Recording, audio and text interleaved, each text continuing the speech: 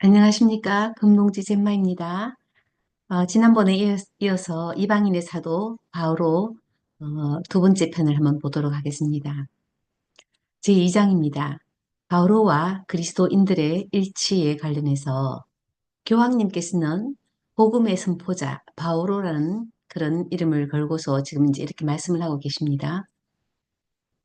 교황이 되면서 사도 바오로의 무덤 앞에서 본인이 매일 기도를 할 수 있게 되었는데 바티칸 그 성전 안에 베드로 사도와 바오로 사도의 무덤이 있잖아요. 그래서 그 무덤 앞에서 기도를 하게 되었고 나는 이것을 순례라고 부르고 있는데 이 순례는 그리스도께서 베드로와 사도들 또 바오로에게 맡기신 그 사명을 따르는 순례 같다. 본인이 느끼시는 겁니다. 이 바오로와 베드로의 무덤 앞에서 기도하는 이것을 나는 순례라 생각하고 이 순례를 내가 하게 된 것은 베드로 사도나 바오로 사도에게 맡기신 예수님의 순명을 사명을 따르는 그 순례처럼 느껴진다. 교황님의 말씀입니다. 그리스도께서는 이방인들에게 복음을 선포하도록 바오로에게 사명을 맡기셨는데 이 바오로 사도께서는 로마에 오기 전에 로마의 교인들에게 자신을 이렇게 소개합니다. 부르심을 받아 사도가 된 예수 그리스도의 종 이렇게 말하면서 이제 서문을 그렇게 써서 편지를 보냈는데요. 그러면서 이렇게 말씀하십니다. 우리는 바로 그분을 통하여 사도직의 은총을 받았습니다. 이는 그분의 이름을 위하여 모든 민족들에게 믿음의 순종을 일깨우려는 것입니다. 모든 이방인들에게 이 예수 그리스도라는 그 인물, 그 종교, 그것을 널리 알리고 그분들에게 순종하라고 깨우쳐 주도록 하라는 것입니다. 그러면서 이 바오로 정신을 먼저 이 베네딕토 16세 그 교황님보다 먼저 사셨던 전임 교황님을 언급하고 계시면서 요한 바오로 2세께서는 어, 선교의 교황이라고 불리는 그런 분이셨는데요. 이탈리아 국경을 넘어 선교를 하러 가신 적이 100회 이상이라고 합니다. 우리나라에도 오셨잖아요. 그죠?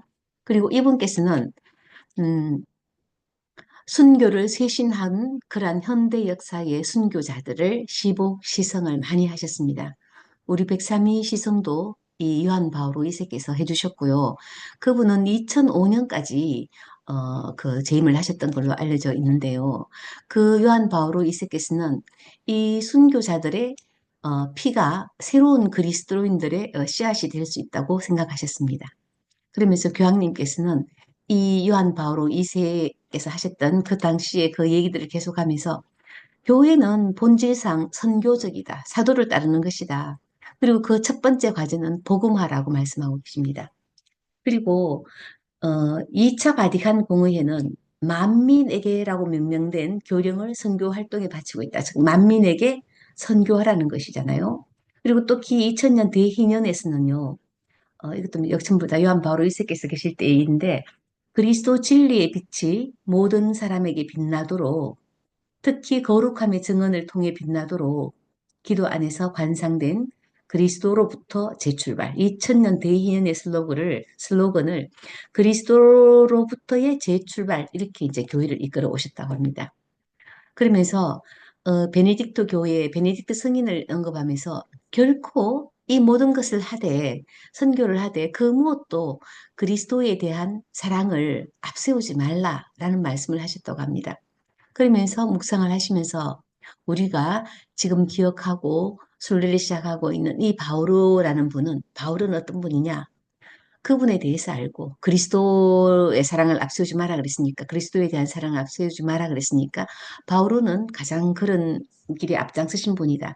그분에 대해서 가장 잘 알고 그분은 사랑의 신비를 알며 가장 중요한 일을 위해 모든 것을 버리고 또 예수 그리스도를 모두에게 특히 이방인들에게 알리기 위해서 일하면서 자기 삶의 중심을 그리스도에게 두었던 그런 분이시다. 그리고 그분 이름의 영광을 위해 하는 일이다. 이렇게 이제 말씀하고 계십니다. 그러면서 베드로와 바오로 그리고 보편성에 대해서도 이렇게 말씀하고 계십니다. 이것은요, 베네딕토 교황님의 이제 생각이십니다. 우리가 지금 이제 이 축일에 다른 종파의 사람들을 많이 초대해서 같이 이제 행사를 거룩하게 진행하면서 성 베드로 성 바오로 주기를 이제 거행하고 있는데 이 주길은 거룩하고 보편되며 사도적인 교회를 위한 장엄한 고백입니다. 보편성의 축일입니다 하면서 보편성에 대한 이제 문제를 설명하고 계십니다. 성령 강림의 표시로 성령이 내려오셨잖아요. 그때 그 성령을 받았던 사도들은 방언이 트이면서 모든 언어로 말을 하기 시작하면서 각 세계로 뻗쳐나가 이제 선교를 하기 시작했는데, 그래서 이렇게 해서 이제 여러 민족으로 가게 됐잖아요. 그렇지만 그 모든 민족은 하느님의 한 가족이고 한 백성이잖아요. 그래서 이 성령이 이 모든 가족, 백성을 일치시키는 그런 하나의 공동체, 하나의 교회를 만들어가 되는데 그런 공동체가 이제 실제가 되었다는 거죠. 그럼 그 안에 속해 있는 우리는 모두 서로 형제임을 인식합니다. 그러니까 마르틴 루터로 인해 생기던 루터교든 그리스 정교든 이 하나님을 믿는 같은 하나님을 믿고 같은 그리스도를 믿는 우리는 모두는 새로운 공동체이니까 서로 형제라는 것을 이제 우리 인식했기 때문에 이 자리에 같이 모였다. 그래서 어, 요한 바오로 요한 바오로가 아니고 바오로 사도의 선교 사명이었던 즉 다른 민족들이 성령으로 거룩하게 되어 모든 이방인들도 예수 그리스도를 믿는 그러한 그리스도인이 되어서 하느님께서 기꺼이 받으시는 제물이 되게 하는 것입니다. 그러니까 선교를 해서 그 사람이 그리스도인이 되면 그 그리스도인이 하느님께 제물과 사랑과 기도를 바치는 제물로 본다는 겁니다. 그러니까 그것을 어떻게 이제 교황님께서는 설명하고 있냐면 교회의 목표는 그 자체로 하느님의 살아있는 영광이 된 인간성이다. 즉 인간에게 선교 선포해서 그 하느님의 사람이 된 그리스도인이 된 이 그리스도인이 하느님께서 기다리는 경배 예식에 참여하는 것이다. 그래서 이것을 가장 의미 있는 보편성으로 보았다고 합니다. 그러니까 보편성이라는 것은요, 어, 가톨릭 또는 뭐 그리스 종교 등등 여러 종파가 있지만 그것은 결국 하느님을 믿는 다양한 종파끼리의 일치, 수평성을 말합니다. 보편성의 수평성입니다. 그럼 보편성의 수직성은 무엇이냐? 수직성은 예수님, 하느님께만 우리의 시선을 두고 그분께 우리를 개방함으로 인해서 참으로 하나가 됐어요.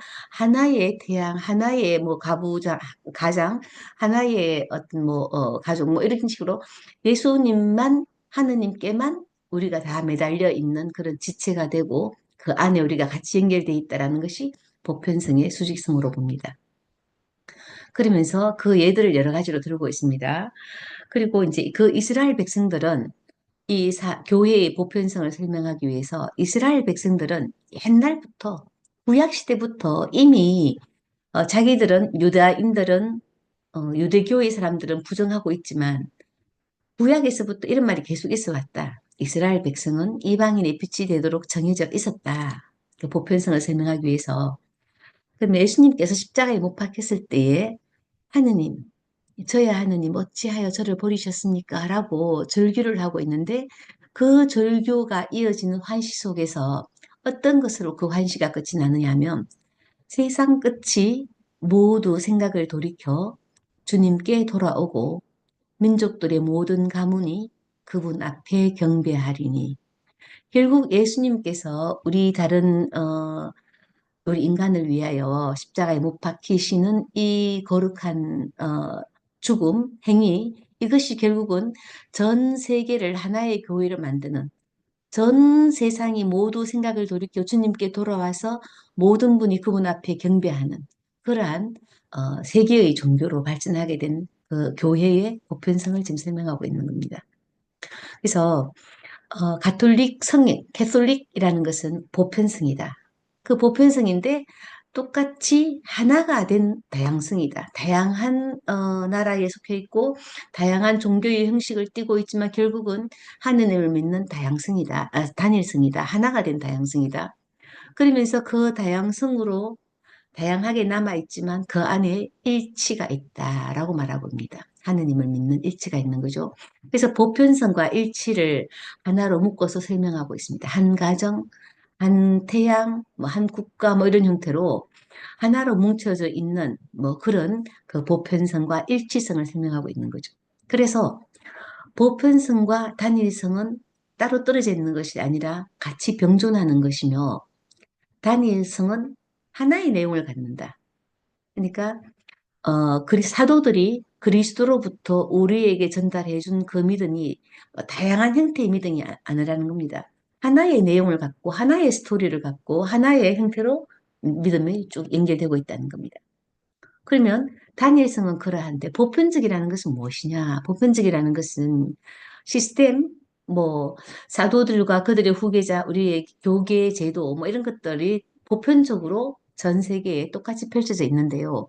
그 보편성도 역시 구약에서부터 열두 사도는 어디에서 열둘이라는 그 숫자가 나왔느냐? 야곱의 열두 아들, 또 열두 지파, 뭐 이런 데서 이 보편성을 찾고 있다는 겁니다.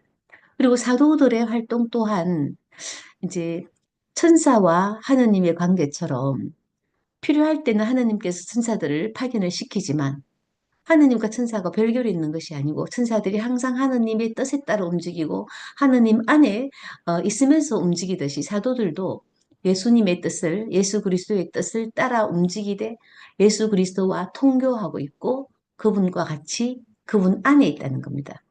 다시 말하면 사도들과 그들의 후계자. 그럼 사도들의 후계자들이 사제품을 받으시고 또는 주교님, 뭐 교황님 이런 분들이잖아요. 사도들과 그들의 후계자는 늘 주님과 함께 있어야 한다.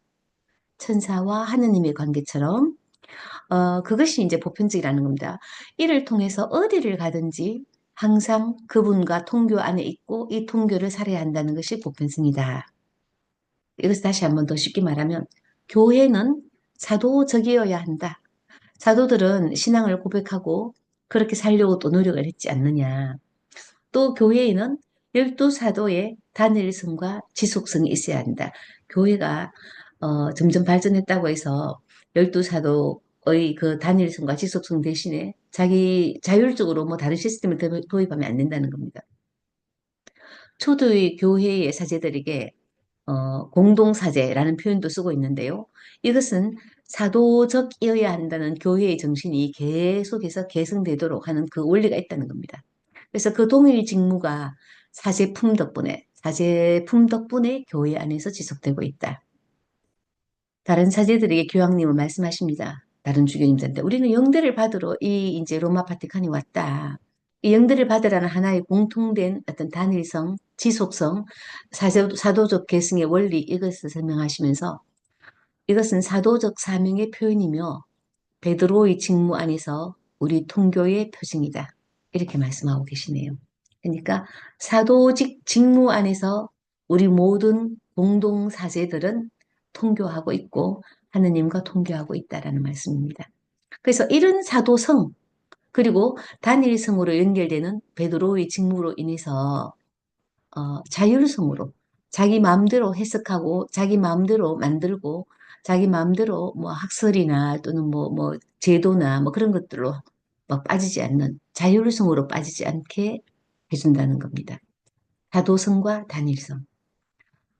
다른 종교의 유대교 등에서도 이제 막 이렇게 이 축일에 참석해 신 분들께 감사를 드리면서 우리는 어, 캐톨릭이기도 하면서 동시에 우리가 보편적이기도 하고 또 하나의 하느님을 믿는 우리 같은 이제 그러한 다양화된 그런 어, 종교인들끼리 그리스도를 함께 증언해야 한다. 이게 이제 교황의 이니시티브라 그랬잖아요.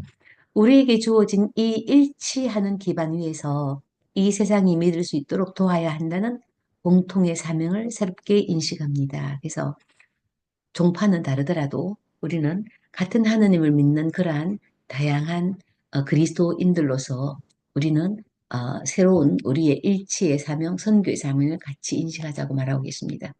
그러면서 덧붙여 말씀하십니다. 교황님에게 말씀이 계속 이어지고 있는 거죠. 우리 교회라는 것은 사도들의 고백 위에 세워졌다. 사도들 중에서도 베드로의 고백 위에서 세워진 것이 우리 교회다.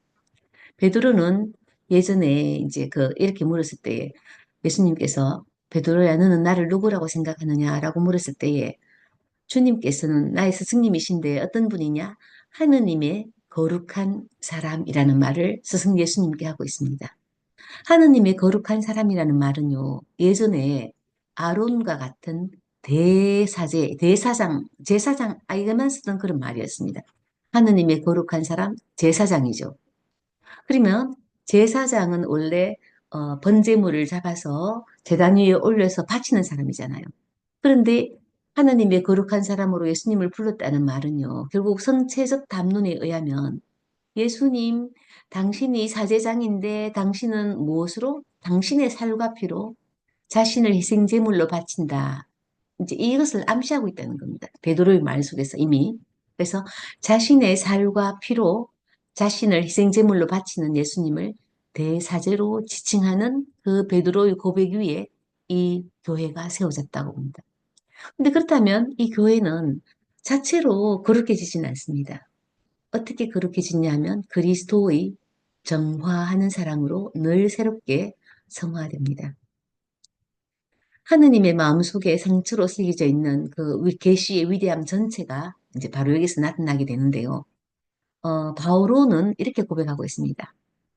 나를 사랑하시고 나를 위하여 당신 자신을 바치신 아드님에 대한 믿음으로 사는 것입니다. 교회는 이렇게 살고 자신은 그렇게 살아간다는 것입니다.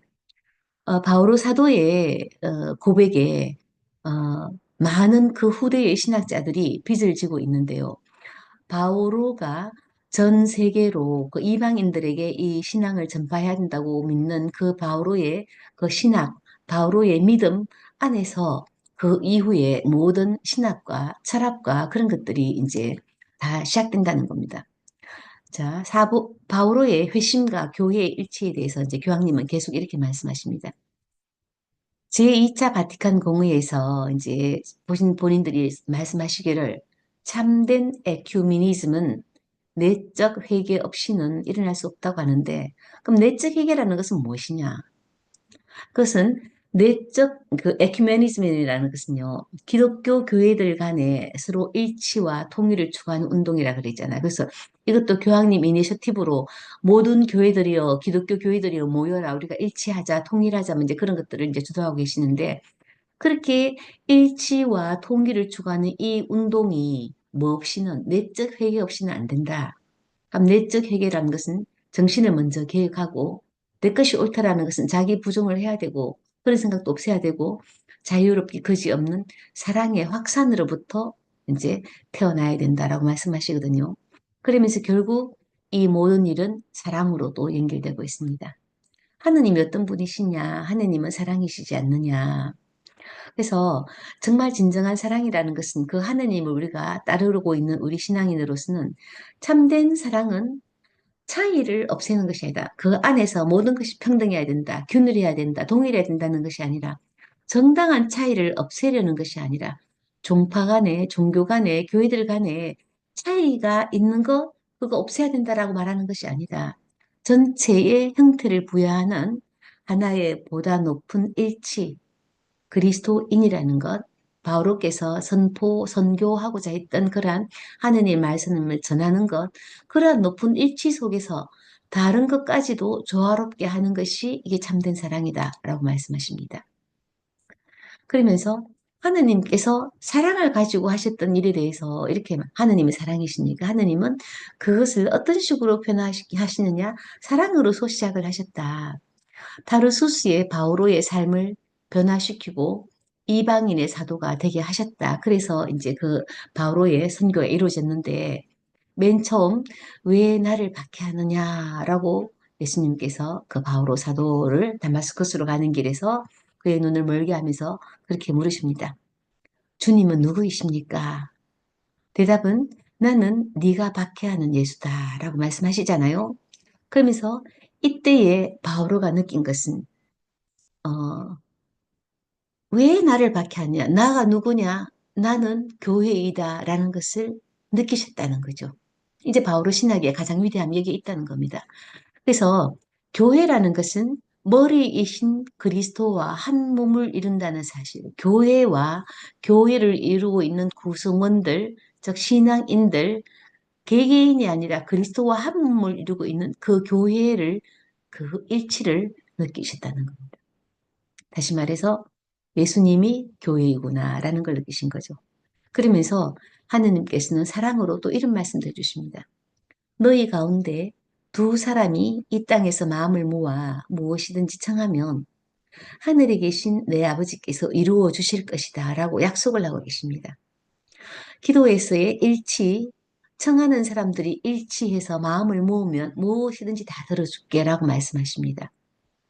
물론 이 일치를 우리가 마음을 모았다 해서 다 이루어지는 것은 아니잖아요.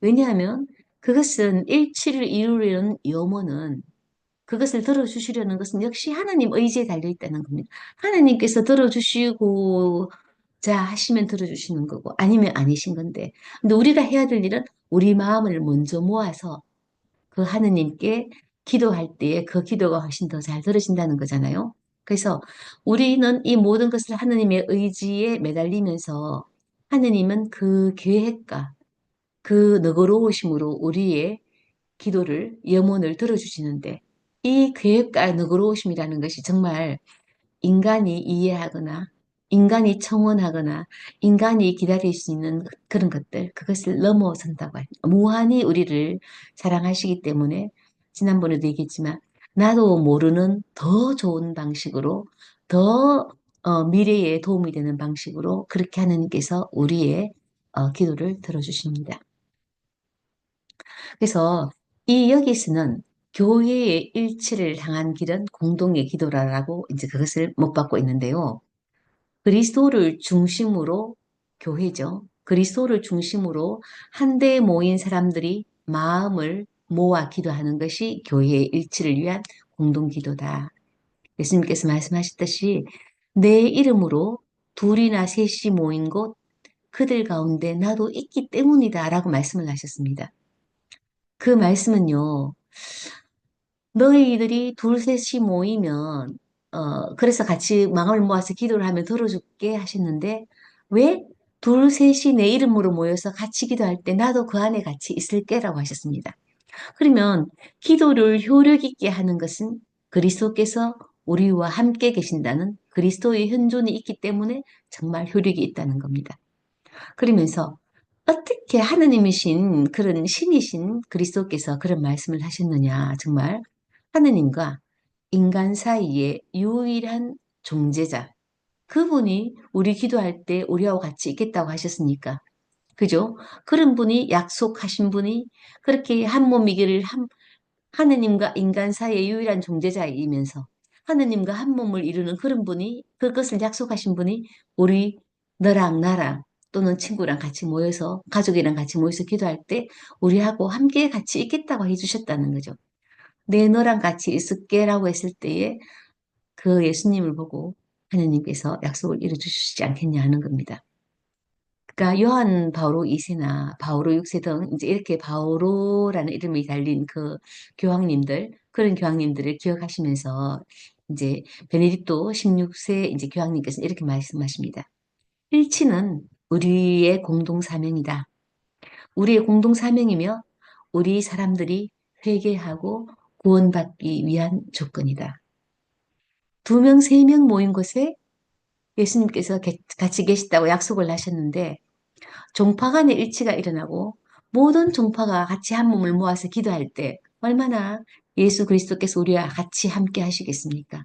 그러니까 우리 인간들이 회개하고 구원받을 수 있는 절대적인 조건은 최고의 조건은 일치다라고 말씀을 하시는 것 같습니다. 자, 제3장으로 넘어왔습니다. 히브리인들과 그리스도인들의 유일한 계약. 유일한 계약에 이제 여러분들은 주목하시면 좋겠습니다. 성경은 하느님께서 인간에게 하신 언약으로 나타납니다. 언약, 계약이라기보다는 언약입니다. 두 개의 구조를 통해서 하느님은 당신의 뜻을 인간에게 알리시고 계시는데요. 여기서 먼저 언약, 계약, 이 용어가 적절한가? 라고 말합니다. 그러면 계약이나 뭐 규약 이런 것들은 서로 상호간에 이루어지는데요. 상호간이라는 게 있을 수 없다는 거죠. 단 하나의 확고한 의지만 있다. 누구 측에? 하느님 측에 확고한 의지만 있다고 합니다. 그래서 하느님과 인간 간의 계약이라고 생각하고 있는 우리의 이제 그 구약과 신약, 그러한 그 계약은요, 상호승의 관계를 요구하는 약속이 아니라 하느님께서 사랑의 창조적 행위, 하느님께서 우리한테 주시는 너무 사랑해서 주는 그러한 창조적 행위다. 강요된 것이 아니고 스스로 창조하시고 스스로 만들어주신 그런 선물이라는 겁니다. 다시 말하면 왕이신 하느님께서 예전에는 이제 뭐 군주 제도에서 이분들이 설명할 수 있는 거는 왕, 뭐 신하, 백성 뭐 이런 식으로 설명을 했는데 비유를 들었는데 왕이신 하느님께서 인간으로부터 아무것도 받지 않으시지만 뭐 계약이라는 것은 주고받고가 있어야 되는데 아무것도 받지 않으시지만 당신의 율법이라는 선물로 생명의 길을 율법이라고 하시면서 생명을 인간에게 제시합니다. 거기에 대해서 한 번 더 다 나아가 봅시다. 자, 이제 옛 계약이 있고 새 계약, 구약과 신약에서의 이제 옛 계약과 새 계약을 말씀하시면은 구약에서의 계약은요. 먼저 이제 그 계약이라는 개념을 먼저 볼게요. 철학적 개념으로 보면 계약은 관계이잖아요. 너와 나의 관계, 갑과 을의 관계, 뭐 이제 이렇게 이제 관계가 있어야 계약이 이루어지는데요. 관계는 원래 변하는 거잖아요. 그런데 하느님은 불변이시거든요. 그러니까 불변이신 하느님과 막 변화하는 불멸은 뿐만 아니라 필멸이기도 하잖아요. 불멸이 가변이 변할 뿐만 아니라 결국 죽고도 많은 죽어 없어지는 그런 인간 간의 계약 자체는 불가능하다는 거죠. 그러면 우리가 말하는 그 옛 계약 또는 신계약에서 새로운 계약에서의 어떤 계약이라는 것은 사람이 하느님과 관계를 우리가 소위 말해서 계약이라고 표현을 하고 관계를 맺는 것이지 하느님이 하느님 측에서 인간하고 너랑 나랑 계약하지 않은 건 아니라는 겁니다. 인간 표현으로 인간식으로 우리하고 하느님과 계약을 맺었다라고 인간이 말한다는 겁니다. 더 설명하자면 영원성은 변하지 않는 거잖아. 불변성이잖아요. 그럼 불변한다는 것은 변하는 것과 계약을 할 수가 없다는 겁니다. 변하는 것은 무엇이냐? 시간에다가 우리 인간은 시간에 자신의 공간을 마련했잖아요. 태어나서 언제 어느 곳에서 몇 시에 태어나서 뭐 이렇게 이제 시간에 자기 공간을 마련하고 그 시간이 지나면 나도 늙어서 죽고 마는 그 시간과 관련을 맺고 있는 그런 관계. 이거는 배제시켜야 된다는 겁니다. 영원성은 변화하는, 가변하는 그런 것들과 관계를 맺을 수가 없다. 그러니까 하느님께서 일방적으로 우리에게 주는 약속이고 사랑이신데 우리 인간적 표현으로 하느님과 관계를 맺은 것이라고 표현하고 있다는 겁니다. 사도 바오로가 느끼시는 사도 바오로가 깨닫고 느끼시고 표현하신 그 계약들을 한번 보도록 합시다. 이래서 바오로 사도가 너무나 위대하다는 거죠. 자, 고린도 신자들에게 보낸 두 번째 서간에서 바오로 사도는 이렇게 말씀하십니다. 그 옛날 모세가 받아왔던 시나이산의 계약 있잖아요. 모세의 계약은 잠정적인 것이다. 그러면 그리스도의 계약은 무엇이냐? 영원한 것이라는 겁니다. 그러면 모세가 받았던 돌판에 받았던 십계명 그 계약은 돌로 된 계약이 살로 된 계약으로 바뀌고 구약에서 이런 예언이 미리 있습니다. 자, 돌로 된 계약이 살로 된 계약으로 바뀌고 에제키엘에서 나오고요. 그 돌판이 아니라 돌판 위에 글로 새겨진 것이 아니라 그 율법이 마음에 새겨질 것이라고 예레미야서는 말씀하고 있는데 그 예언자들의 말을 고린도 신자들에게 보내는 두 번째 서간에서 바오로 사도는 말씀하고 계시는 거죠. 그러면서 마음에서 노을이 치워진 곳에 율법보다 마음에서 우리가 율법을 지키자 뭐 이렇게 하는 그러한 하나의 가시적인 어떤 그러한 율법에 매달리는 거 아니라 율법보다 더 참되고 결정적인 것이 나타나게 되는데 뭐냐?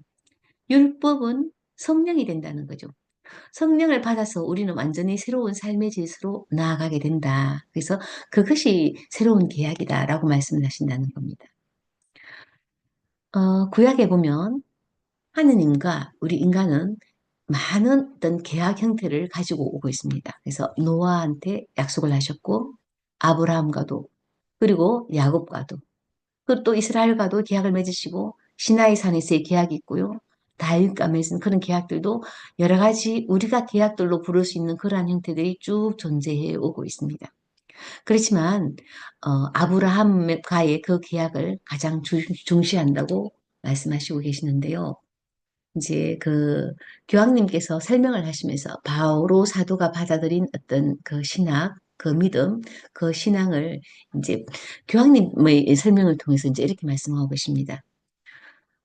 쭉 과거를 돌이켜 볼 때에 이제 구약과 신약을 쭉 돌이켜 볼 때에 계약은 오히려 하느님께서 우리 인간을 교육시키는 한 형태였을 것 같다. 모세의 율법은 아브라함과 맺은 계약 이후에 생겼잖아요. 그 이후에 생긴 그 계약 속에 포함된다. 그리고 율법은 뭐냐?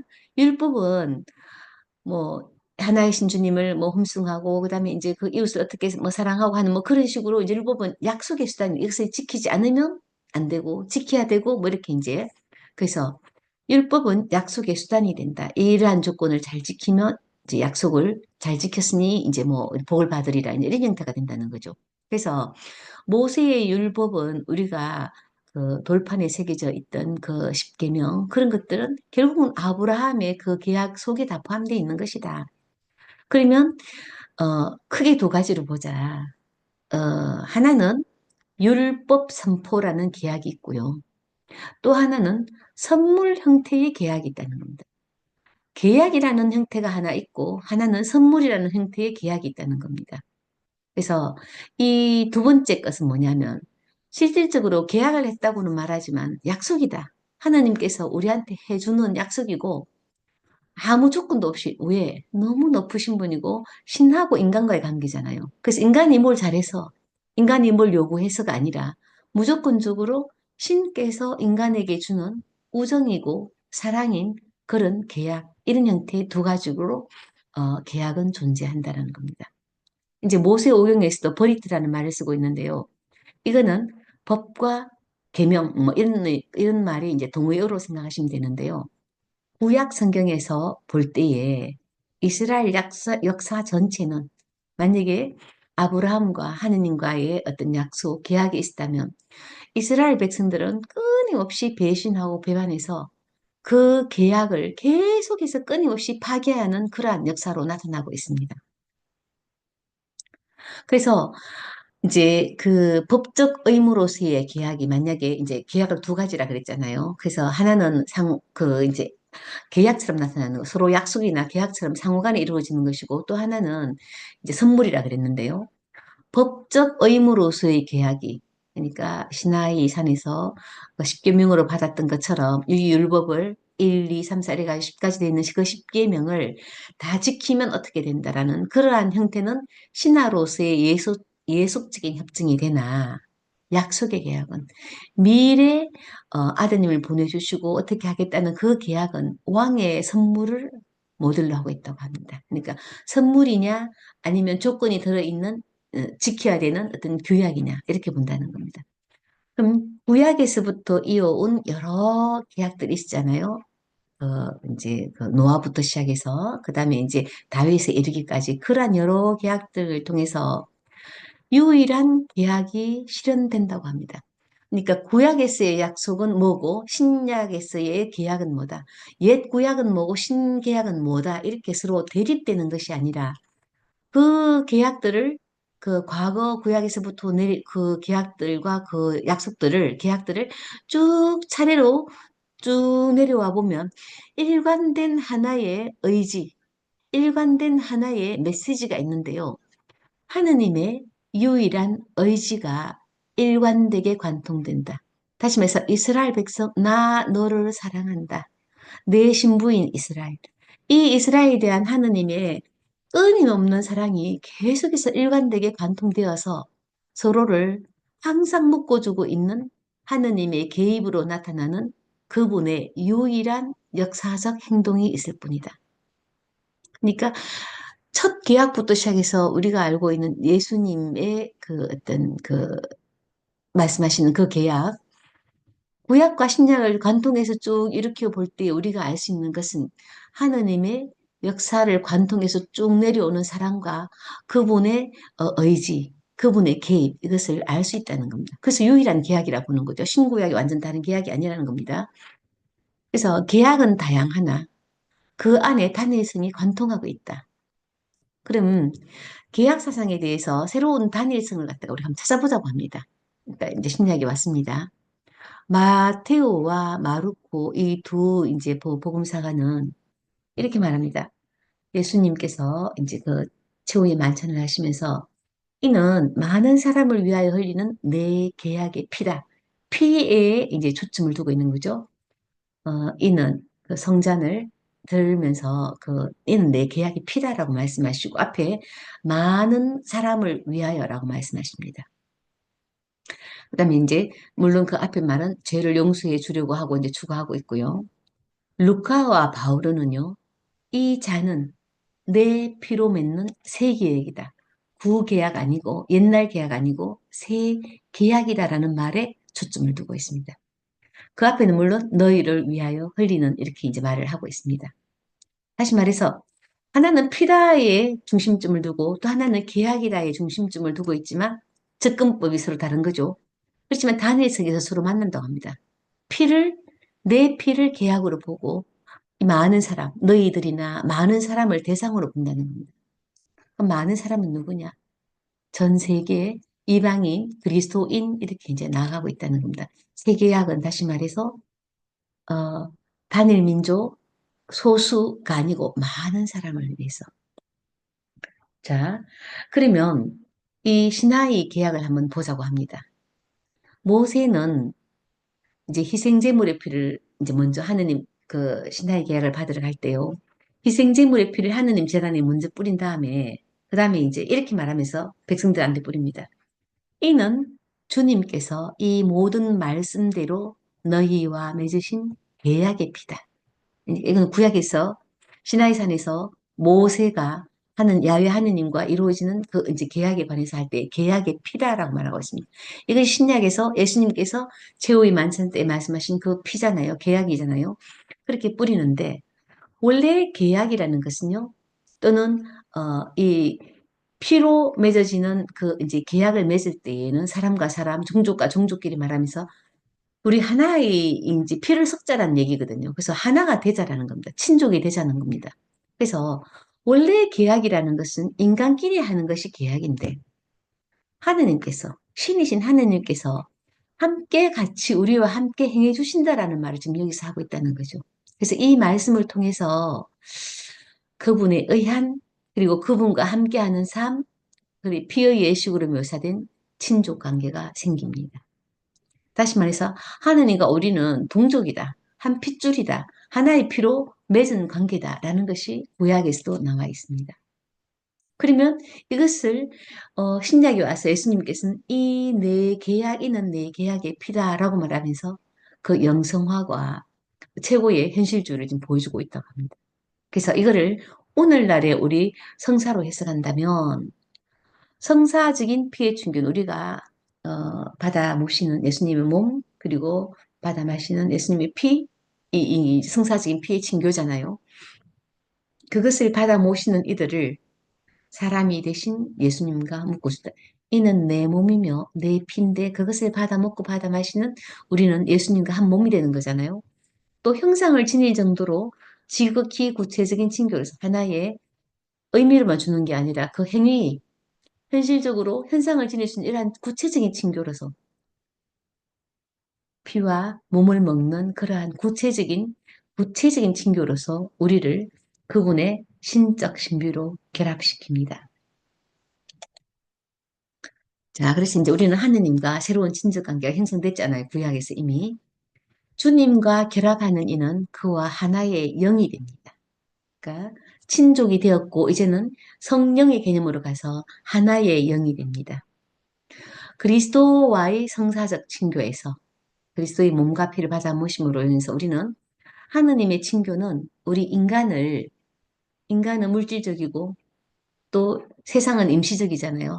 제한되어 있고 또 그런 세상에서 빼내어서 인간적이고 가변이고 또는 썩어 없어지는 그러한 임시적인 세상에서 빼내어서 내 자신을 알게 해주고 내 자신에게 이끌어주고 그 다음에 어디까지 올려보냈냐 우리 인간을 사도가 영이라는 표현으로 그런 용어로 표현하고 있는 성부, 성자, 성령 그 영이라고 그 용어를 써서 표현하고 있는 하느님 본질의 내부까지 올려줍니다.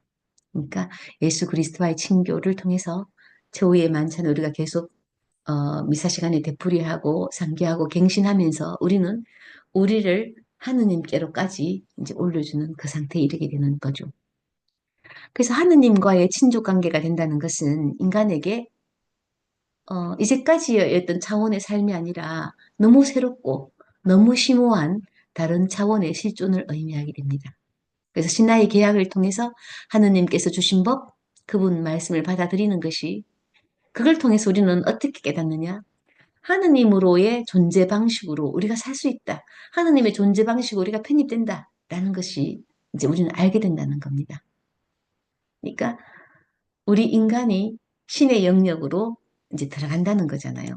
하느님의 존재 방식에 우리는 참여하거나 알게 된다거나 뭐 깨닫는 것이 되는 거죠.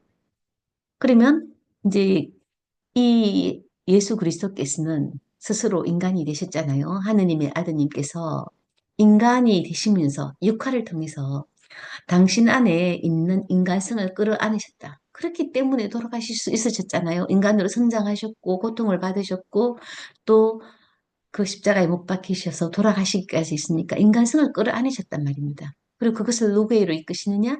하느님께로 이끄신다는 겁니다. 그래서 우리 인간을 끌고 우리 인간을 데리고 하느님께로 양도하셨거든요.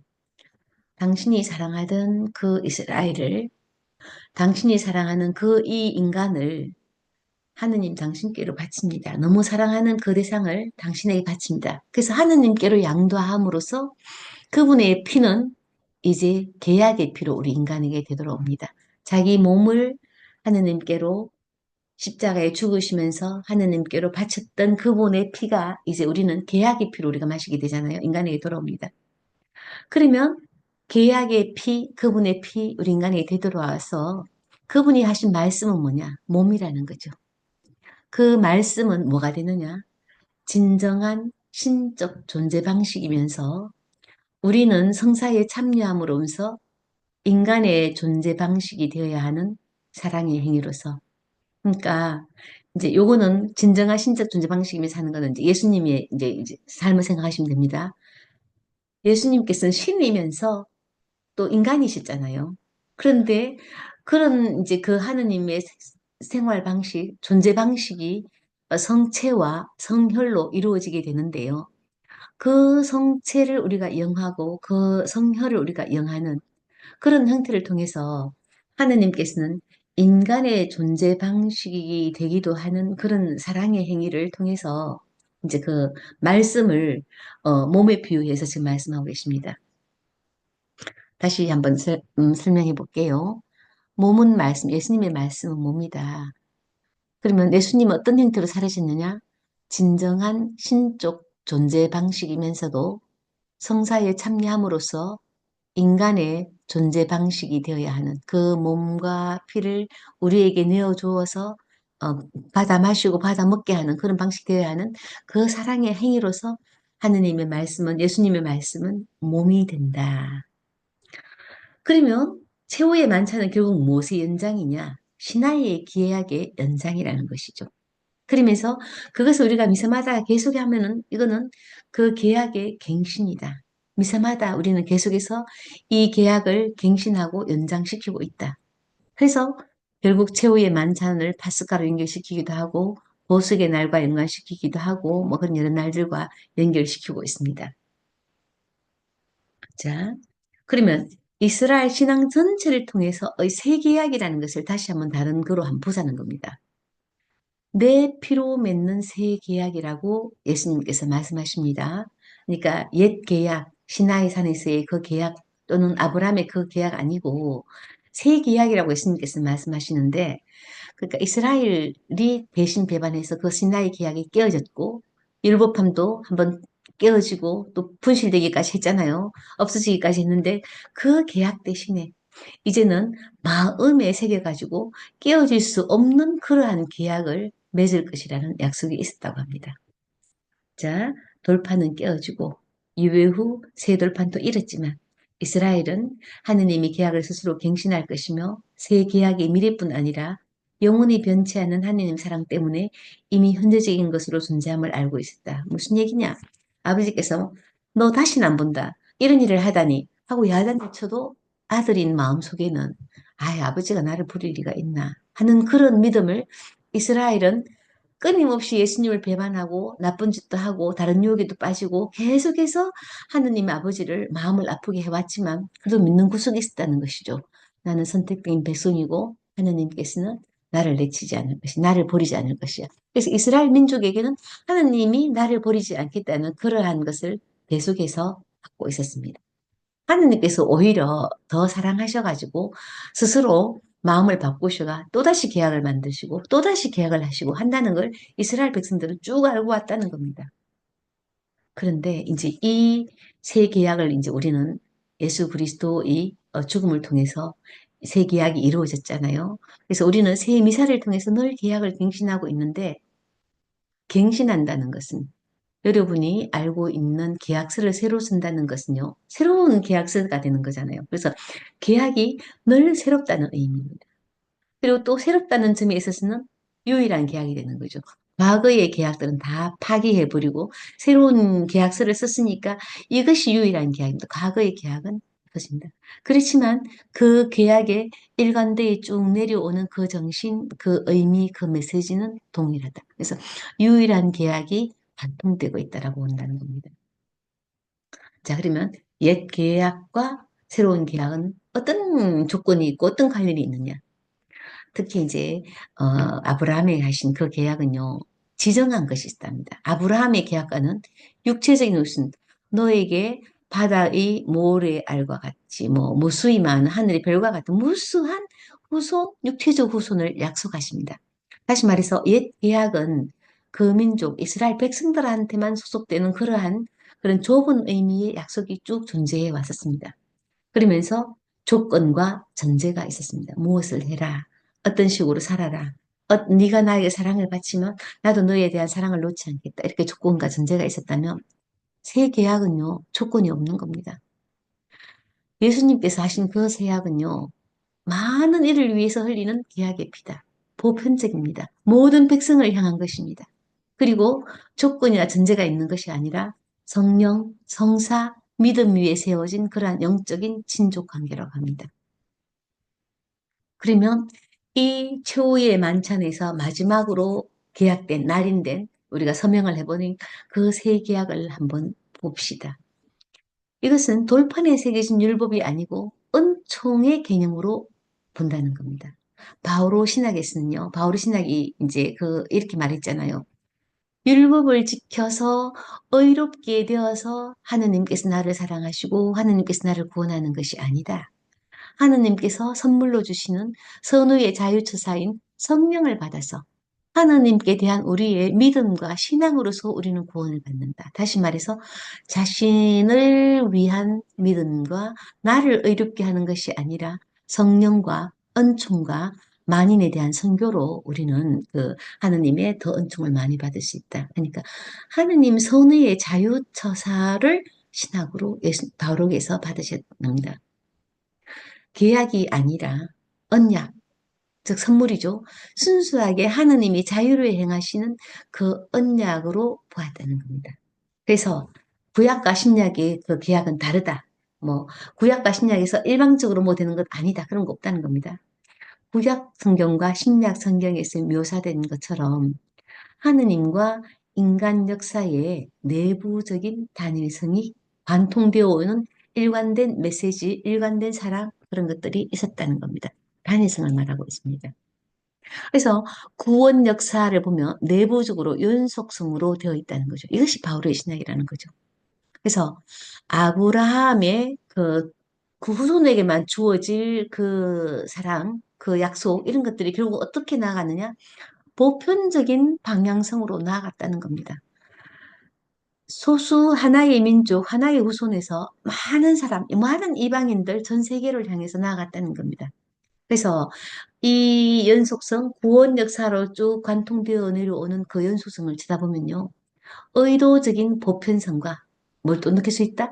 자유로운 선물이라는 두 가지 요소. 하느님이 주시는 선물이고 이것은 보편성을 향해서 아브라함 후손에게만 주어지는 그 선물에서 자유로운 선물을 전 세계인에게 다 펼쳐 보이신다. 만인에게라는 어떤 개념이 들어가게 된다는 겁니다. 그러면 이것을 다시 한번 보면 교부들, 그리스도교의 그 신학을 이제 수립하고 또는 이제 철학적으로 또는 신학적으로 이제 막 풀어내셨던 그 많은 초기 신학자들에서부터 시작해서 그리스도까지 그리고 유다인들과 이방인들의 교회까지 모든 사람에게서 일관적으로 흐르는 구원 역사의 내부적 연속성을 우리는 알 수 있다는 겁니다. 다시 한번 더 가면 시나이 계약이 이스라엘 민족에게 한정되어 있고 있지만 또 구약 시대에는 또 이제 그 율법에 대한 이해가 이제 그 교황님께서 이렇게 말씀하십니다. 그렇다고 유대인들이 다 잘못된 것은 아니다. 왜냐하면 율법을 지키는 것이 다 잘못된 것은 아니다. 구약 시대에서 우리가 하느님의 뜻을 이해하는 방법은 율법뿐이었다. 그 당시에 시나이 계약을 수립하고 이스라엘 백성을 이끌고 또 이제 가나안 땅으로 찾아가는 그 긴 시대 동안에 있어서 하느님의 뜻을 이해하는 방법, 교육의 방법은 율법뿐이었다는 겁니다.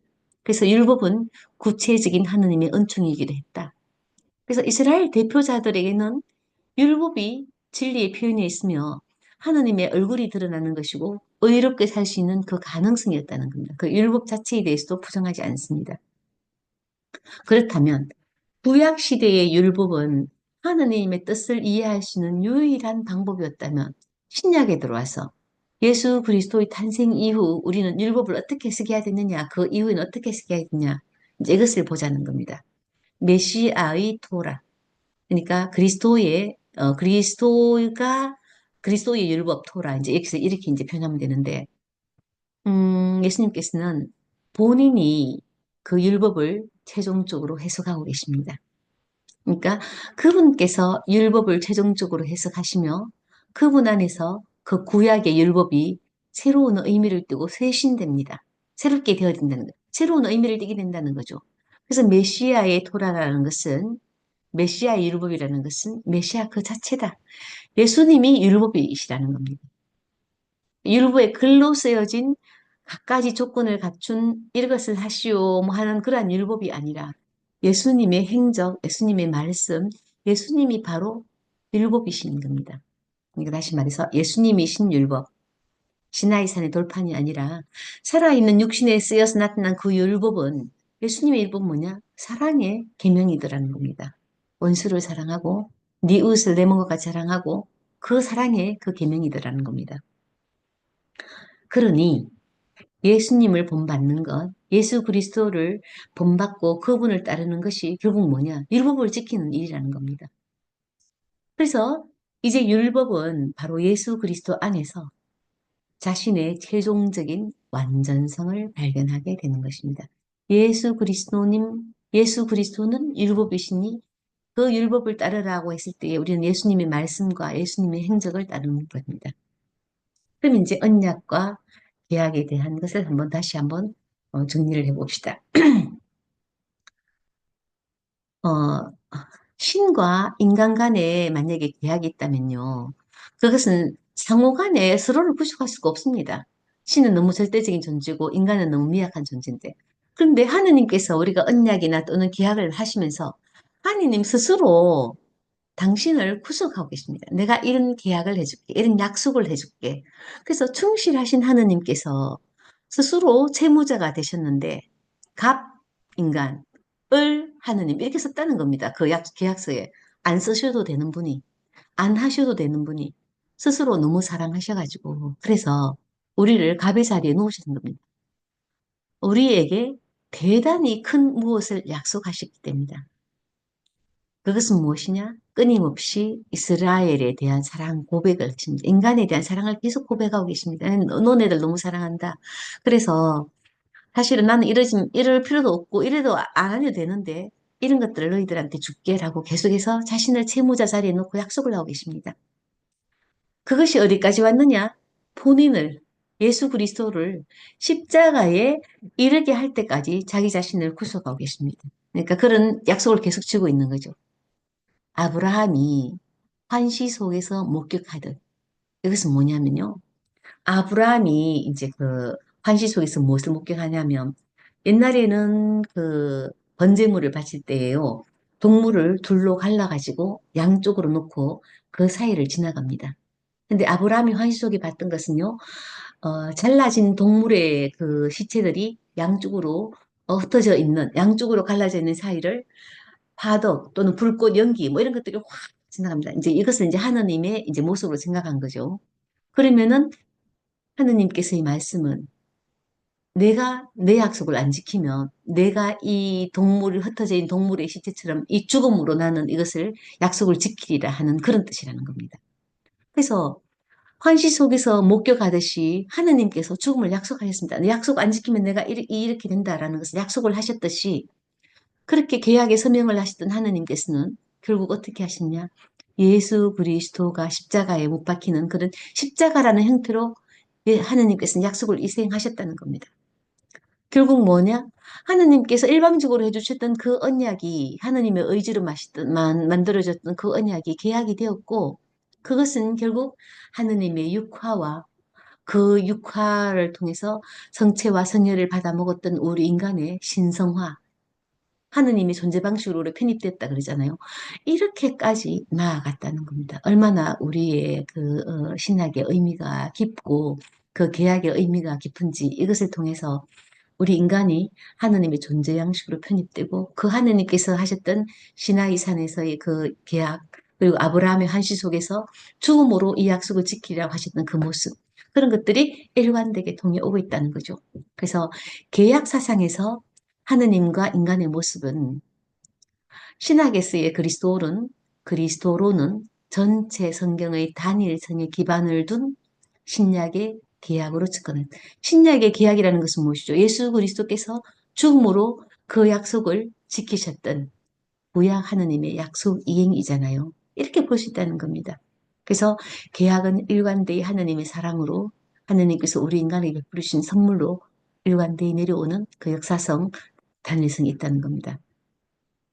그래서 성경을 쭉 통틀어서 볼 때 하느님은 하느님 따로 인간 따로 왕 백성 이런 관계가 아니랍니다. 끊임없이 관계를 맺으시는 하느님이시다. 관계의 하느님이시다. 창조와 계시가 있고 창조와 구원을 통해서 우리는 하느님의 정체성을 볼 수 있는 겁니다. 어떤 하느님이시냐? 관계의 하느님이라는 거죠. 만약에 그걸 인격적으로 설명을 한다면요. 그러면요. 다시 한번 가봅시다. 계약이라는 것은 무엇이냐? 계약은 하느님께서 우리 인간에게 주시는 답변이다. 하느님은 누구이신지를 그 계약으로서 말씀해 주시고 나는 사랑이고 나는 어떤 존재다. 그리고 너희는 누구다.